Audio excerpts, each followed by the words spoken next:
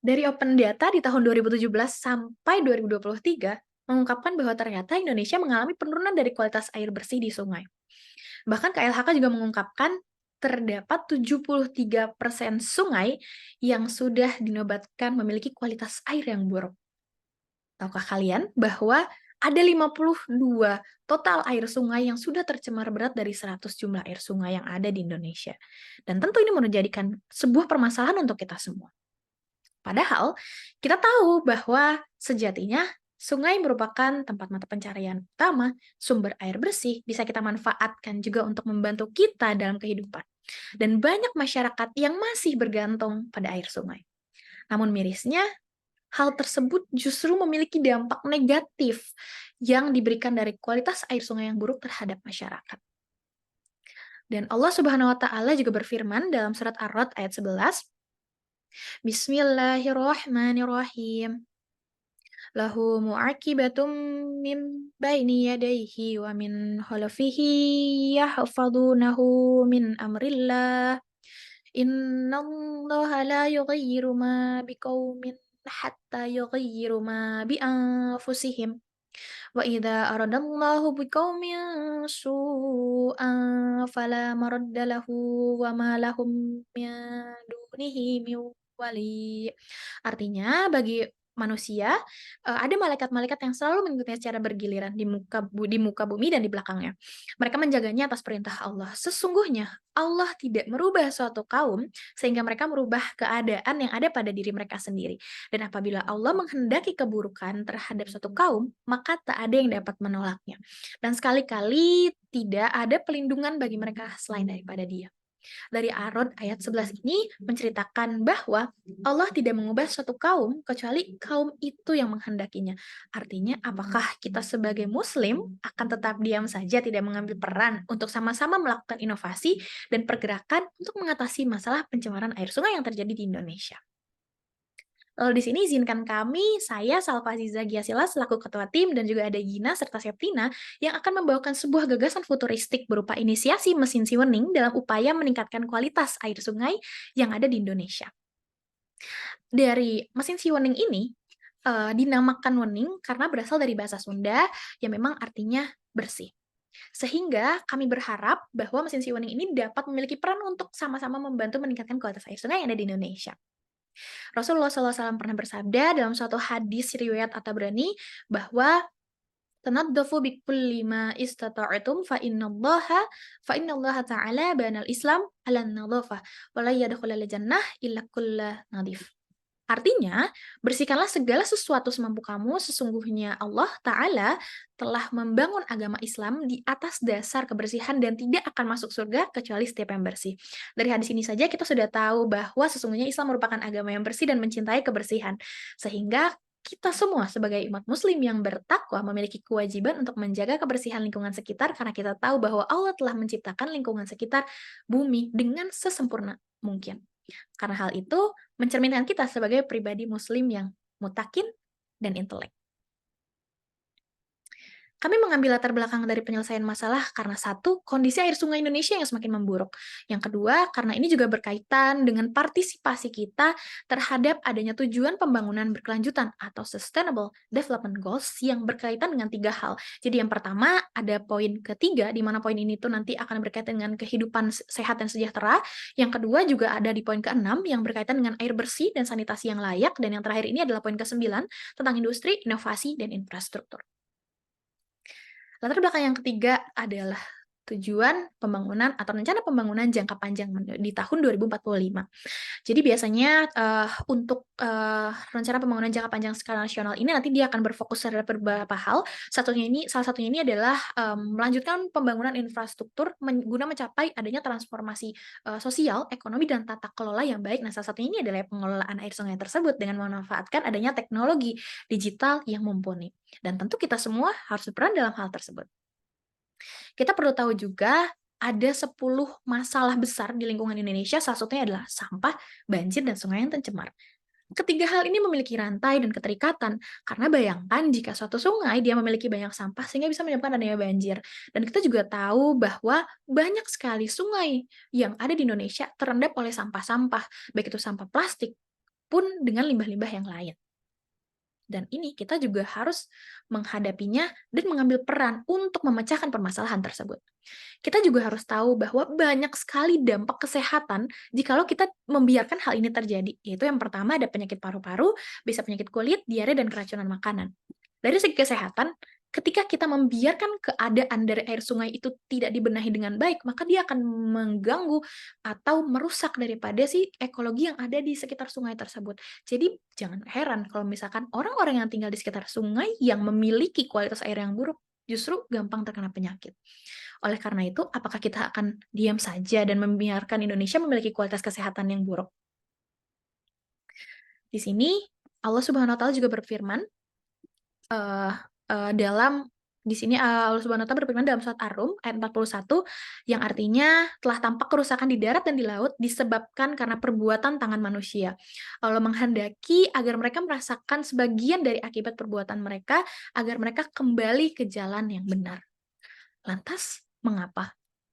Tahukah kalian bahwa pencemaran sungai tersebut sebenarnya salah satunya disebabkan juga ya karena manusia? Membuang sampah sembarangan, atau bisa juga karena adanya limbah, baik itu limbah rumah tangga maupun limbah pabrik. Sehingga kami sepakat untuk menawarkan solusi yang pertama, tindakan pencegahan dalam bentuk edukasi ke masyarakat. Kita mengedukasi masyarakat untuk tidak membuang sampah kembali ke air sungai. Yang kedua adalah pengelolaan limbah sungai. Mengapa? Karena banyak sekali limbah yang mengendap di sungai sehingga bisa menyebabkan banjir dan tadi adanya penurunan dari kualitas kesehatan. Dan tahukah kalian bahwa hanya terdapat 20% sungai yang layak konsumsi sehingga sedangkan 80% itu tidak layak konsumsi. Jadi banyak banget mmm, ikan-ikan yang mengandung mikroplastik gitu, sehingga ketika ikan tersebut kita konsumsi justru malah banyak menimbulkan masalah kesehatan. Dan itu tentu berbahaya. Yang ketiga adalah sweeping untuk pabrik-pabrik yang ilegal. Kami sepakat bahwa pemerintah memiliki peran dan kita juga memiliki peran untuk menghentikan adanya pabrik-pabrik yang ilegal yang ada di sekitar sungai. Karena mengapa? Banyak sekali pabrik ilegal yang tidak memiliki IPAL sehingga pembuangannya langsung ke sungai dan ya akhirnya sungainya tercemar. Yang keempat adalah melakukan adanya reboisasi atau penghijauan di sekitar air sungai. Dan di sini akhirnya, kami membuat suatu inisiasi mesin Siwening dalam meningkatkan kualitas air sungai di Indonesia. Mengapa kami membawa topik tersebut? Bahwa kita juga perlu tahu, mesin Siwening ini adalah inisiasi untuk mesin yang memiliki dua fitur utama. Yang pertama ada plasma activated water, yang kedua juga ada water air bubble. Dan dari keduanya ini juga membutuhkan listrik, namun kita menyiasati hal tersebut sehingga lebih ekonomis dan lebih efektif dengan cara adanya penggunaan panel surya yang bisa kita manfaatkan untuk sebagai sumber daya listrik alami dan utama. Untuk pembentukan yang pertama dari plasma activated water ini adalah teknologi yang sudah banyak digunakan. Plasma activated water ini adalah ketika keadaan di mana gas teroksidasi dan bertemu dengan listrik, sehingga medianya ini adalah air. Jadi nanti ketika plasma bertemu dengan air, dia akan menghasilkan sebuah senyawa-senyawa berupa senyawa antimikroba, salah satunya itu ada hydrogen peroxide, dan juga ada ozon yang bisa berperan untuk menghancurkan mikroba, sehingga kualitas air sungai bisa lebih baik, tidak berbau, bahkan lebih higienis, dan bisa untuk dikonsumsi. Karena ingat, air sungai ini sudah banyak sekali tercemar dan justru cenderung tidak bisa dikonsumsi. Yang kedua, ada water air bubble. Water air bubble ini dilengkapi dengan teknologi pipa yang nanti bisa mengangkat dari sampah yang ada di bawah naik ke permukaan. Sehingga kita bisa lihat bahwa di sini adalah teknologi water air bubble. Jadi sampah akan naik ke atas ke permukaan, terfiltrasi oleh pipa-pipa yang mengandung air dan juga bubble, dan kemudian nanti di sini akan difiltrasi dan diolah menjadi limbah yang siap pakai. Bahkan bisa menaikkan harga jual sehingga bisa menaikkan juga atau cenderung membentuk suatu UMKM yang ada di dekat sungai. Nah, kami membangun gagasan tersebut tidak atas dasar ego kami sendiri, namun berdasarkan atas spesifik, measurable, acceptable, realistic, dan juga time bound. Jadi kami membangun sebuah inisiasi mesin ini berdasarkan metode SMART. Yang pertama itu spesifik karena dia sudah memiliki dua fitur, antara ada plasma activated water yang jelas-jelas di situ bisa meningkatkan kualitas air dengan cara membunuh mikroba yang ada di dalamnya sehingga bisa menjadi lebih layak pakai dan masyarakat bisa memanfaatkan hal tersebut kembali. Yang kedua juga adanya si water air bubble tadi yang bisa mengangkat sampah yang awalnya itu ada di bawah sehingga nanti terangkat ke permukaan. Lalu yang kedua ini adalah terukur atau measurable, di mana bisa terukur secara dua hal, ada kualitatif dan juga kuantitatif. Kalau dari kuantitatif ini kita bisa lihat adanya dari peningkatan kualitas air sungai yang ada di Indonesia. Sedangkan yang keduanya kita bisa perhatikan dari kuantitas sampah yang nanti akan terangkat dari air sungai. Secara kualitatif kita juga bisa mengamati bahwa semakin banyaknya masyarakat yang bisa menggunakan kembali dari air sungai terhadap kehidupan sehari-hari. Kemudian yang dari ketiga ini adalah acceptable atau harapan kami adalah mesin Siwening bisa diterima oleh semua orang sehingga dapat meningkatkan kualitas air sungai dengan mudah karena semuanya sama-sama berpartisipasi. Yang ketiga ini adalah realistik. Jadi kami sudah realistis gitu bahwa untuk pembangunan dari mesin Siwening ini tentu membutuhkan dari berbagai jenis pihak, yaitu ada 4 hal. Yang pertama dari mahasiswa. Tentu mahasiswa ini dia memang sebagai eksekutor utama dalam inisiasi pembentukan mesin Siwening. Jadi mahasiswa ini nanti dia akan menyiapkan konsep kerja dan koordinasi dengan seluruh lapisan masyarakat guna berjalannya dari pemerataan pembangunan dari infrastruktur baru. Yang kedua itu adalah pemerintah. Pemerintah ini tentu berperan sebagai penyedia kebutuhan dan dia sebagai penyedia kebutuhan untuk membentuk mesin Siwening tadi gitu, termasuk ya menata lahan yang akan kita gunakan. Nah, pemerintah juga penting untuk membuat sosialisasi ke seluruh warga agar semua tahu bahwa akan ada inisiasi dari pembentukan si mesin Siwening. Yang ketiga adalah masyarakat. Masyarakat juga berpartisipasi dalam langkah preventif agar berhenti membuang limbah ke sungai dan masyarakat juga berperan dalam eksekutor kedua penanganan dari mesin Siwening tersebut. Yang terakhir ini adalah media, karena media juga dia berperan untuk meliput dan menyebarkan informasi perihal adanya inisiasi dari mesin Siwening ini dan agar seluruh masyarakat benar-benar tahu dan terpersuasif untuk sama-sama berpartisipasi dalam menghentikan penurunan kualitas air sungai yang ada di Indonesia.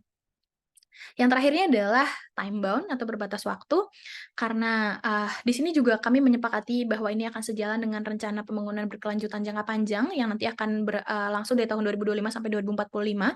Maka kami membuat ada 3 timeline. Yang pertama di sini adalah persiapan. Persiapan ini dari tahun 2024 sampai 2028, di mana nanti di sini adalah persiapan lahan, kebutuhan penyusunan alat, dan sistem informatika yang meliputi ketersediaan sistem untuk bahasa pemrograman yang nanti akan digunakan untuk mesin Siwening tadi. Dan yang kedua ini adalah tahapan dari pilot project. Jadi pilot project ini akan berlangsung dari tahun 2028 sampai tahun 2030, di mana tahap ini akan dimulai untuk trial and error atau uji kelayakan mesin Siwening yang akan terus menyesuaikan sistemnya tergantung atau sesuai kebutuhan daripada lingkungannya. Jadi pada tahapan ini kita akan berfokus pada evaluasi sesuai dengan kebutuhan. Yang terakhir ini adalah tahapan pelaksanaan di tahun 2030 sampai tahun 2035. Harapan kami tahap ini akan dimulai untuk pelaksanaan pembuatan mesin Siwening skala besar. Jadi bisa pembuatannya ini di seluruh Indonesia dan adanya evaluasi berkala dalam dijadikan parameter keberhasilan dari adanya inisiasi pembentukan mesin Siwening tadi. Sehingga di sini kami sepakat bahwa mesin Siwening ini bisa dijadikan sebagai solusi dari masalah yang banyak terjadi di Indonesia, yaitu adalah permasalahan dari kualitas penurunan dari air bersih yang ada di sungai. Dan di sini Allah Subhanahu wa taala berfirman di dalam surat Al-Anbiya ayat 80 yang artinya, dan telah kami ajarkan kepada Daud untuk membuat baju besi untuk kamu guna memelihara kamu dalam peperanganmu. Maka hendaklah kamu bersyukur kepada Allah. Jadi ayat ini hakikatnya menjelaskan tentang keyakinan seorang mukmin terhadap usaha dan adanya sebab akibat suatu kejadian yang sejalan dengan pemikiran orang-orang yang berakal. Bukan keyakinan orang-orang yang bodoh. Karena sesungguhnya sebab dan kejadian ini sudah menjadi ketetapan Allah dan sudah diberikan kepada ciptaannya. Sehingga barang siapa yang mencelanya, maka ia telah mencela kitabnya dan rasulnya. Dan menurut ahli tafsir yang ada di kitab Al-Qurtubi, bahwa ayat ini tuh sebenarnya menjelaskan tentang pokok landasan, tentang upaya pembuatan alat-alat dan sebab-sebab. Contoh Allah Ta'ala telah menggambarkan tentang Nabi Daud alaihi salam, bahwa ia membuat baju besi, kemudian membuat teropong, dan makan dari hasil kerjanya sendiri. Sementara Adam adalah seorang petani, Nabi Nuh adalah seorang tukang kayu, Lukman adalah seorang penjahit, dan Tolut adalah penyamak kulit. Jadi, berdasarkan tafsir ini, agama Islam ini menganjurkan untuk menciptakan atau menggunakan alat yang dapat mempermudah pekerjaan kita. Karena sesungguhnya kita tahu, khairun nasi anfa'uhum linnas. Oleh karena itu, mari kita bumikan Siwening untuk menuju Indonesia lebih sehat dan tersanitasi. Sekian dari kami. Wassalamualaikum warahmatullahi wabarakatuh.